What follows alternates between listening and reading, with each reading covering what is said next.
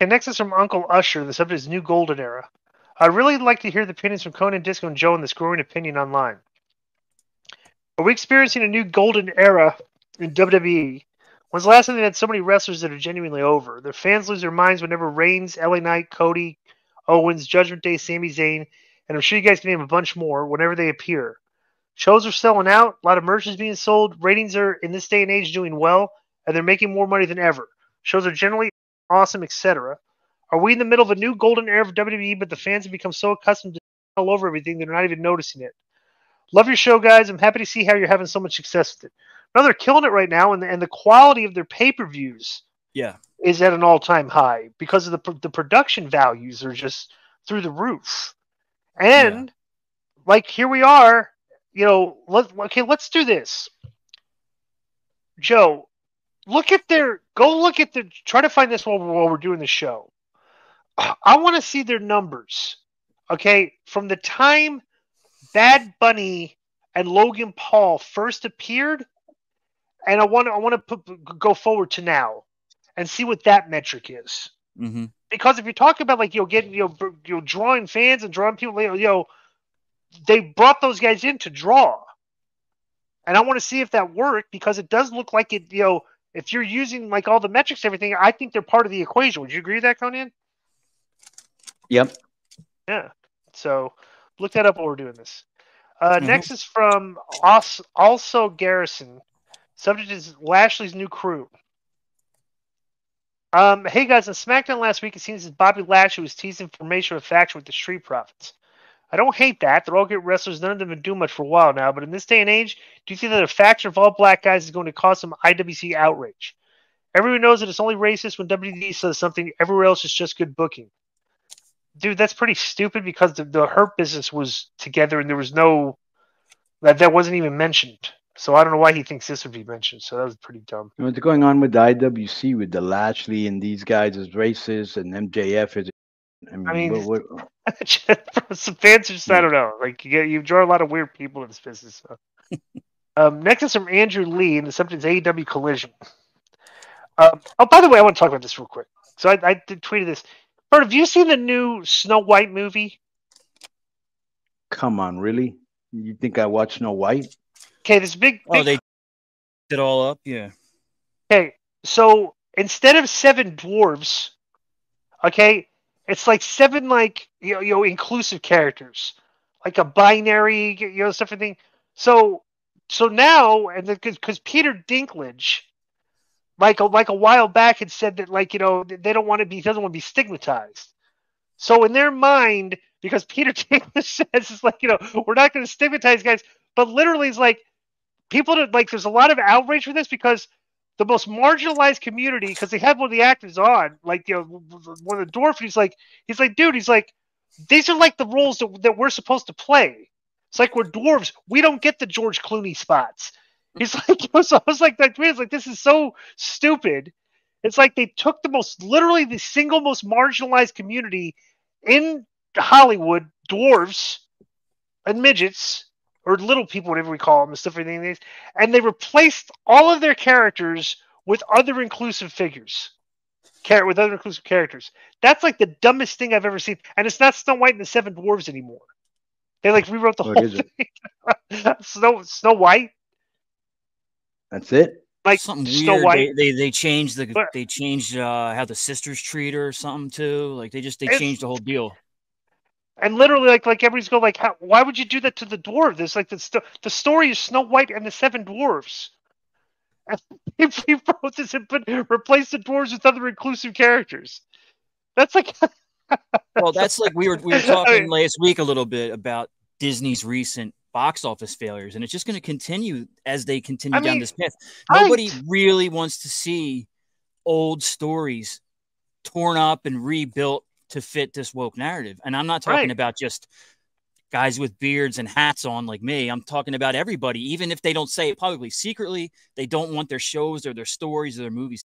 Di, you wanted to know the difference in the ratings, right? Since Logan Paul and Bad Bunny came around, which was February 2021 and April 2021. So the average Raw rating back then was 1.75, and the most recent Raw rating is 1.83.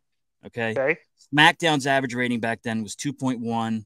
The last one, which was down because no Roman, was 2.31. So it looks like they added more ratings points for Raw, but yeah. You know, I mean, overall, there is growth. Yeah, absolutely. And about the other factors, but you can't possibly look at that and say, you know, that you can't point at that and say that's not been a success. Yeah. It's been a successful decision, right? Yeah. Okay, so hey, this is from AEW. Andrew Lee writes about AEW Collision.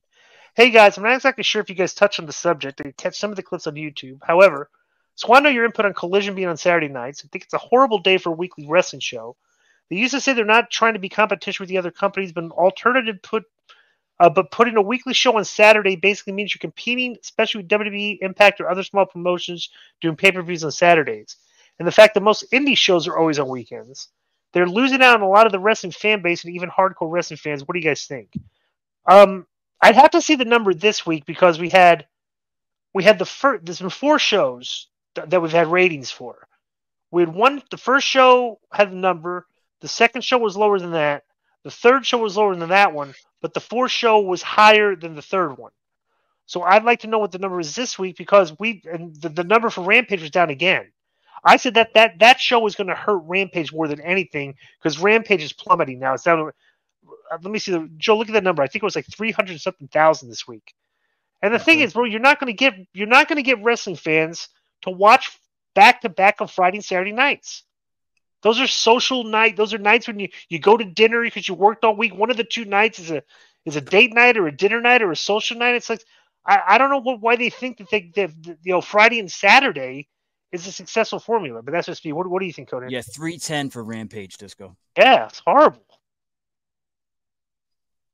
And what was the question? I'm sorry, Disco. What? Like, what do you think? Like, do you think that like the Friday and Saturday can work? But like we've seen, it's not. It's very difficult to get people to go Friday and Saturday night to watch wrestling. Two nights. Well, why would you do it on a Friday if SmackDown's there? You can't do it on Monday. You can't do it on Tuesday, NXT. You can't do it on Wednesday, Dynamite.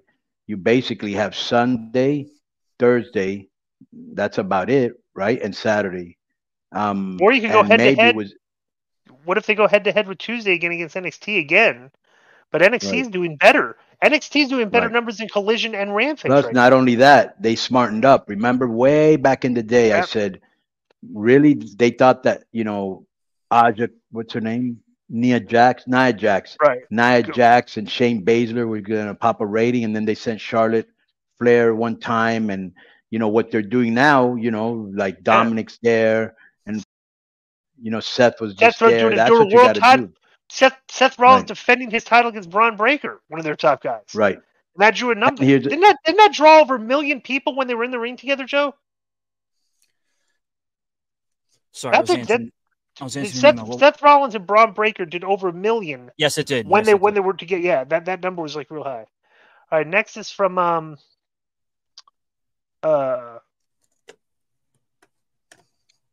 Will Gaby Gonzalez. The subject is MLW question. Hey, Conan and Disco, I was just asking Joe a question on Facebook Messenger, and why haven't you guys brought in Alex Greenfield? I think that's his name, a.k.a. Greeny. Right. When you guys used to work with Kurt Bauer on the podcast, you two seemed to have great chemistry with him talking about movies, sports, and entertainment. Thanks, Conan. That's from Mark Will Gaby, pronounced Will Gaby. Oh, Will Gaby. Okay, so Mark Will. That's from Will Gaby Gonzalez. He's a Mark. Yeah, I liked Alex Greenfield. He was a good guest, but we don't take suggestions though. So right. Yeah, I don't know. No, you know what? I think I remember reading that he left, but he was working for MLW for a while with Court. Yeah, I think he still is. He writes movies. Yeah, he's been working for them for a while though. But he was writing movies before that. Yeah, and then Court got him to come work for him. So, All right. Next is from Eric Blanco, and the subject is Rick Rude. Hey, Conan Disco, do you have any more stories on Rick Rude? I know Disco said he really didn't act with Rick. From what I've heard, he was a guy who didn't take from anyone. Thanks in advance. Dude, let me explain to you. When you have...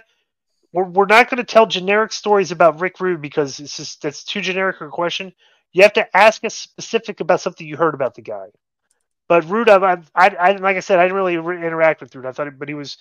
Like I said, when I walked in the rest of the locker room for the first time at WCW and I'm walking around shaking hands, I was like, this guy had big, strong hands and big, strong forearms. Like the WCW locker room was a bunch of grown ass men with like muscles and strong forearms and hands, and so that's my Rick Rude story. What about you, Cody? Anything?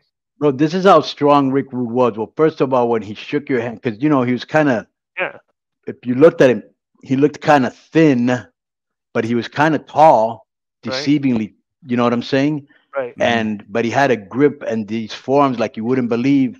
And one time I was hanging out with Kurt Hennig, and Rick Rude was like his boy, and so we all went into a bar together. And I hardly don't drink at all, but they were drinking, and some kept telling me, "Oh, let's arm wrestle," and all this other. And Rick goes, "You got money?" He goes, "Yeah, of course I got money." And he goes, "Well, put it on the table."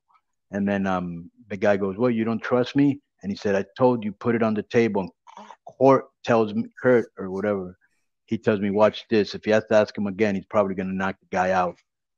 And he goes, "Last time, put it on the table." The guy kept around, bro. I'm not kidding, Glenn.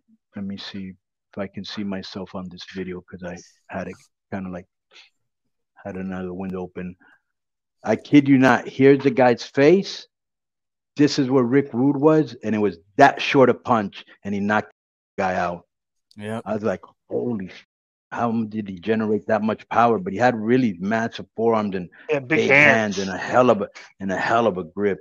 Yeah, that was always the story among fans, was that Rude could knock you out with an open hand slap. That's the kind of. He's a good arm wrestler too.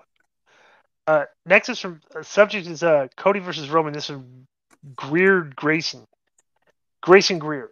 Ooh. Hi, I want to send Grayson Greer. Hi, I want to send a question, comment to the podcast on WWE SmackDown. The Bloodline is one of my favorite wrestlers. I like Marion Cross, okay, and Cody Rhodes. Me know that Cody and Bloodline had a feud. Do you think Cody versus Bloodline could have a match? Like Cody Rhodes versus Roman Reigns at SummerSlam. I keep saying, man, that would be a big match. That's Grayson Greer from Arden, North Carolina. I like all of those. Like proofread your letters before you send them. Yeah, I like all of those. All our recent talk about the diminishing educational system in the U.S., Grayson from North Carolina just proved it.